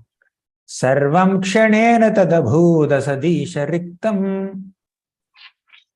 Sarvam shanena yad adbhut asad esha riktam. Bhasmam hutam kuhakaradhamivopamushyam. Bhasman huta kuhakaha radham ivopatam utsham. Tadvai dhanusta ishavaha saratho hayaste. He's saying, Tadvai dhanuhu, I have the same Gandiva bow. Ishavaha, I have the same arrows. Saratho, I have the same chariot. Hayaste, I have the same horses. Soham Rathi, I am the same great Rathi, Maharathi, warrior, Arjuna. Nrpatayo yata anamanti. Nrpati means all kings. All kings would come and bow down at my feet. I am that same great warrior Arjuna. Okay. But Sarvam kshanena tadabhud asadisha riktam. Sarvam, everything, kshanena tadabhut, within 1 second, within one fraction of a second, it is destroyed. Why? Isha Riktam, because Krishna is not there. Krishna is the Isha. So, Isha Riktam. Without Krishna, all my powers and paraphernalia become useless. How useless? Bhasmam hutam. Number one, bhasmam is ashes. Hutam means you offer oblations into the ashes. They became very useless, like offering oblations into ashes. Kuhakaradham, this is a second comparison. It's like money created by a magician's magic band. A magician may do some magic. So he will have some kind of a machine. He will put a white paper here or a newspaper here and he will roll it. 2000 rupee note will come out. Okay. If he can do so much magic to create money, why is he creating this magic shows to get money? Okay. If he can produce hundreds of 2000 rupees notes, he can sit in one corner and then roll his machine, get 2000 rupee note and live happily. But he will do some magic show for 2 hours and he will get 2000 rupees. Means the money created by the magic wand of a magician is of no use. Okay. Third, ivopamushyam means seeds sowed in a barren land. When you sow seeds in a barren land, they will not grow. So like that, all my powers have become useless. Okay. 21st purport is also very, very important. Let's read the 21st purport. Every line is like a gem here. Read. Who will read? Someone can unmute yourself and read. Yes, bro. Priya Mataji. Bhavam. Thank you, Prabhuji. Hmm. I have the very same Gandhi bow, the same arrows, the same Not that. Purport, as we have discussed. Okay. As we have discussed more than once, one should not be puffed up by the borrowed plumes. All energies and powers are derived from the Supreme Source, Lord Krishna, and they act as long as he desires and ceases to function as soon as he withdraws. All electrical energies are received from the powerhouse, and as soon as the powerhouse stops supplying energy, the bulbs are of no use. Okay. In a moment's time, Go ahead. such energies can be generated or withdrawn by supreme will of the Lord. Material civilization without the blessings of the Lord is child's play only. As long as the parents allow the child to play, it is all right. As soon as the parents withdraw, the child has to stop. Human civilization and all activities thereof must be dovetailed with the supreme blessings of the Lord, and without this blessing, all advancement of human civilization is like decoration on a dead body. It is said here that a dead civilization and its activities are something like clarified butter on ashes, the accumulation of money by a magic wand, and the sowing of seeds in a barren land. Thank you, Prabhuji. Thank you. So, the purport is very crystal clear. All energies, powers, skills, talents should not make us puffed up and proud. We get them only when Krishna sanctions them. And we lose them. We have to give them up as soon as Krishna says, you don't need them anymore. Service is over. Project is finished. Mission accomplished. Why do you need powers? So what we need? We need love. So therefore, we may be allowed to do hundreds and thousands of services, privileged services. When the services are taken away from us, given to somebody else, we should not get overwhelmed. We should not become so perturbed. We should understand Krishna wants me to do another service now. Krishna wants someone else to do this service. Now I don't need. Maybe Krishna doesn't want to allocate any service to me. He just wants me to chant Hare Krishna or read Bhagavatam. Let's be satisfied. Okay. For example, you see Hanumanji, the most powerful warrior in the where in Ramayana. In the most important section of Ramayana called Sundarakanda, Lord Ram gave center stage to Hanumanji. Hanumanji, you become the hero. I'll just maintain a low profile. Okay. And even in Kurukshetra war also, Lanka war also, Hanumanji is given greatest stage. Even when Ram and Lakshman fainted, it was Hanumanji who brings Sanjeevani and revives them. To that degree, Hanumanji is made hero. When Ram had to cross the ocean, he had to make a bridge, but Hanuman just jumped effortlessly. Okay. So to that degree, Hanuman's position is established as a hero in Ramayana. But in Kurukshetra war, what was the role given to him? Just do nothing. Sit on the flag of Arjuna, just give your blessings. Do like this. And when Bhima roars in the battle, when he becomes angry, you also join him and roar. For someone who can make chutney out of Duryodhan, Dushyasan, Karna, Shakuni within one moment, this is the role given to him. If Hanumanji is given free hand, he doesn't need 18 days for Kurukshetra war. He can finish it in 18 minutes only. One who can burn Lanka effortlessly burn Lanka, although it was filled with so many mystic Rakshasas with sophisticated weapons. For them, for such a Hanumanji, the role given is just roar. Roaring is your role. That's all. Job description changed. Now I want to make Arjuna the hero. I want to make Bhima the hero. Bhima will kill 100 sons of Dhritarashtra. You just wait and watch. That's all. Let me kill one son. Okay. No, Bhima will kill everybody. Then why are you calling me there? I'll sit and say Ram, Ram, Ram, Ram. No, you should hear. You can chant Ram also, but you can sit on the flag also. Okay. Getting right. So we should not get overwhelmed. When some services are given to us, we should gratefully perform our services to the best of our ability. But when we don't have certain skills to perform some service, or some services are taken away from us, we should not feel so perturbed. Nobody can take these two things from us. Okay, these two things. Can anyone take away Bhagavatam from your hand? Can anyone take away bead bag from your hand? If somebody can take away some service opportunity, you may be removed from management, or you may not be allowed to worship the deities because you have become very old. You're unable to balance yourself on the altar for the safety of the deities. The deity department may think that, okay, you cannot do it anymore. Okay, for whatever reason. So different services will come and go in the life of a devotee, in the eternal journey of a devotee. So we should not get overwhelmed. We should perform the service with God-given abilities and intelligence responsibly. But when the service is taken away from us, we should not get perturbed. Powers are given, powers are taken away. Endowment and withdrawal of energies is possible in the case of Arjuna also. Who are we? Prabhupada writes in the other purport, we are like insignificant pigs in compared to them. Okay. So with these words, I'll conclude today's session. We could discuss about 1.5 chapter, okay, which is like a reasonable pace compared to the time that is available. Thank you very much. Grantharaj Srimad Bhagavatam ki jai, Srila Prabhupada ki jai.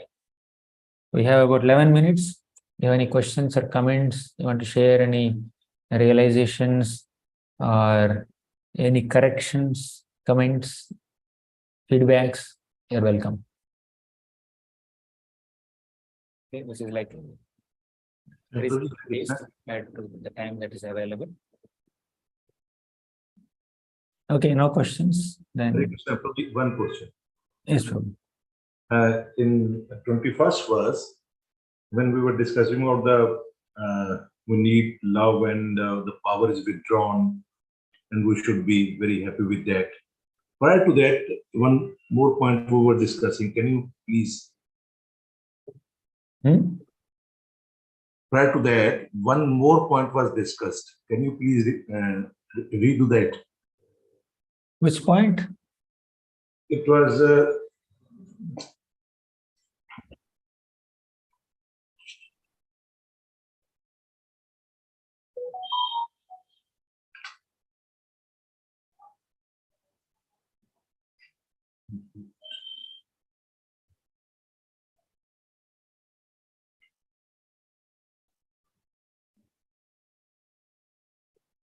Withdrawing of the power, you told that we should be happy with whatever is happening.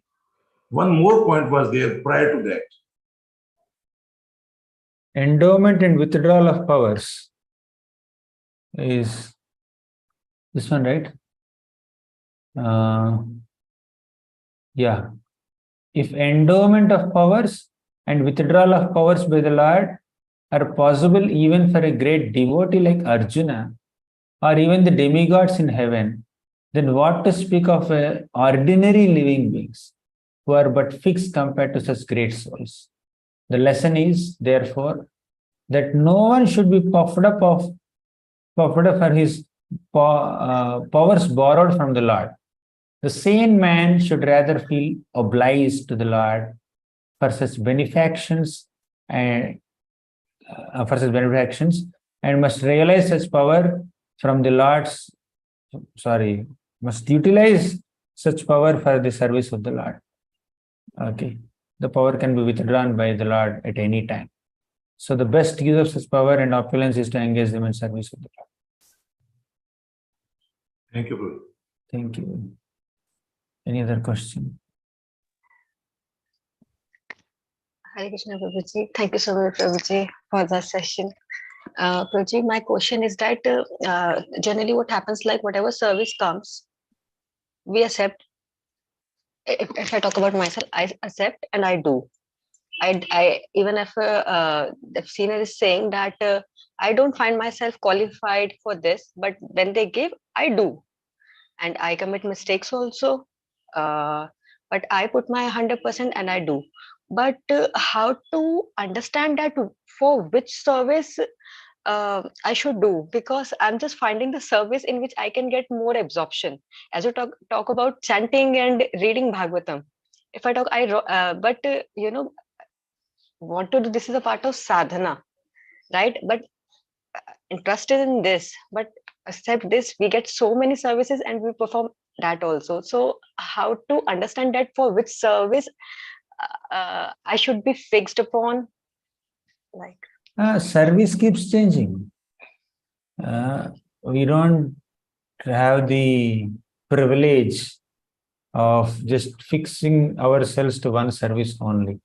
According to time, place, circumstances, the need for services will arise, and we just do the needful to address the service need.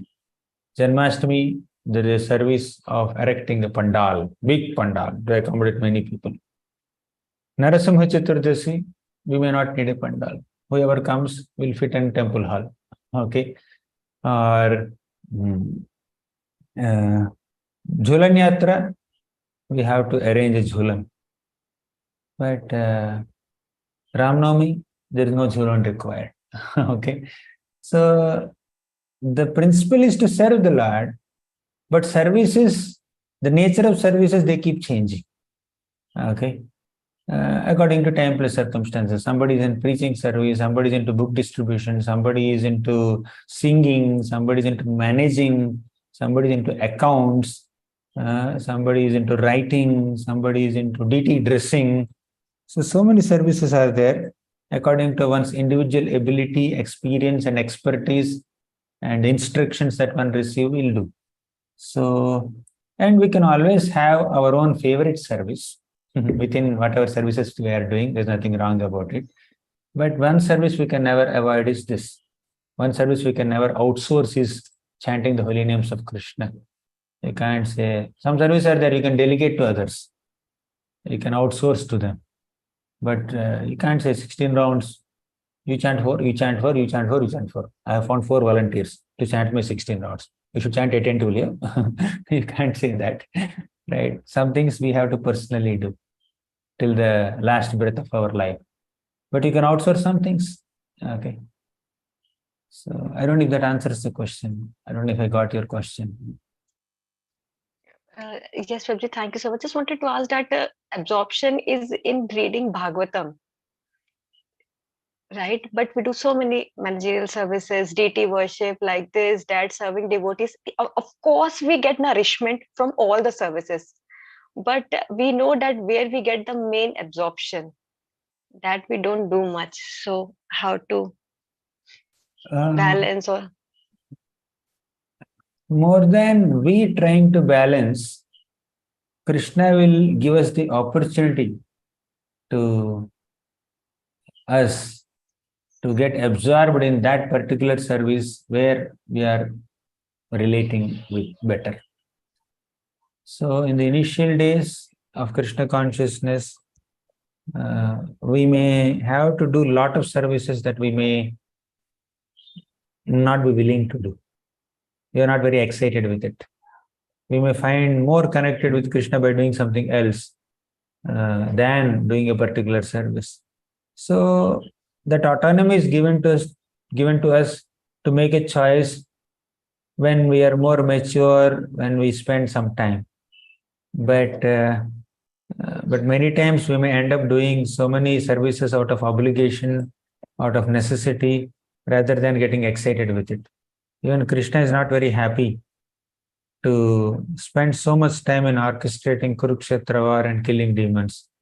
Given an opportunity, Krishna would just like to sit in Vrindavan and play with gopas and gopis and cows and calves. Okay. Or he will just spend time with Dwarka queens. It's an austerity for Krishna to orchestrate Kurukshetra war. Okay. But he did it. Why? It's his duty. Dharma samsthapanarthaya, paritranaya sadhuna, vinashaya cha dushkrita, my duty. He's not excited to do it, but he did it. Okay. If Krishna can extend himself to do something that he's not excited with, we also should be doing that. Okay. So, thank you. But if it's getting too much, if every day is an austerity, you are not getting to do your favorite service for such a long time, you can always express in front of seniors or authorities or spiritual master, whoever has engaged you in that service. You can always go and express that, oh, I think I would like to do that service. Is it okay if I do it? I found a volunteer for this. Okay. So you can always have some gentle, intelligent, diligent, dignified negotiation, right? Dignified expressing. Like expressing your inability to do some service is not a spiritual crime. But manipulating the authority to make him say what you want to hear, that's a spiritual crime. Okay. But honestly expressing your inability or disinclination to do something shouldn't be a big problem. Okay. But we should try to do our best in doing that service, although we are not excited with it. But if it is causing us some great discomfort, you can always go and say, I'm finding it difficult. Can you please give me some solution? Maybe you can give me other service. So that's fine. But they still insist, no, you should try. Let's try. Okay. We should be flexible. At the same time, we don't have to suppress when there is some difficulty. You know, there is Balabhadra Bhattacharya. He went and spoke to Lord Chaitanya Mahaprabhu. I'm getting bothered. I came to you for this Vrindavan Yatra, but so many people are coming, extending their invitations, they're calling you, and they're eating my brain with a spoon. Okay, so let's better go out of Vrindavan. And yeah, let's go. Mahaprabhu said, Mahaprabhu sanctioned it. Let's go. Okay, so okay, Mataji. Thank you. We'll meet day after tomorrow, 8 o'clock, 7 o'clock. Sorry, I am very tired. I'm half asleep during the class. Okay, sorry for that. I'm even yawning also. I'm really sorry. But whole day I had a very packed schedule. On top of it, this heat is also sucking the energy. So I'm in very low energy levels when I'm speaking. But I hope I didn't waste your time, 2 hours. Okay. That If you have was any total nourishment. Total uh, nourishment, Prabhuji. if you Thanks have a any lot. Thank you feedback so or much. comments, you can please let me know. Thank you. I'll try to Thank you. improve later.